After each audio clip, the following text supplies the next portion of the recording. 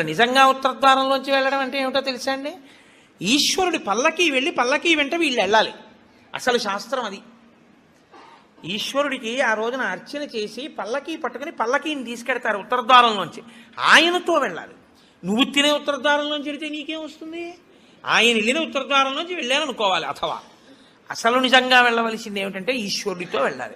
కనీసంలో కనీసం నీ బాధ్యత ఏమిటి? ఉత్తరద్వారంలోంచి నువ్వు వెళ్ళాలనుకుంటే ఈశ్వరుడితో వెళ్ళేటప్పుడు ఎలా వెళ్ళాలో నువ్వు అలా వెళ్ళాలి. ఈశ్వరుడితో వెళ్ళేటప్పుడు వెళ్ళేవాడు ఎలా వెళ్ళాలి? వైదికంగా వెళ్ళాలి. పైన చొక్కా బనీను ఏమీ లేకుండా ఉత్తరీయాన్ని మాత్రమే కప్పుకొని పంచ గోచి పోసి కట్టుకోకుండా వెళ్ళకూడదు. గోచి పోసి కుర్చీళ్ళు పెట్టుకుని వెనక్కి దోపుకోకుండా వెడితే మహాపాపం. వేదం పటలపన్నం చెప్తోంది. కాబట్టి కుర్చీళ్ళు పెట్టి గోచి పోసి వెనక దోపి అన్నీ విప్పి ఉత్తరీయం వేసుకుని ఎవరి సంప్రదాయానుసారం వారు తిలక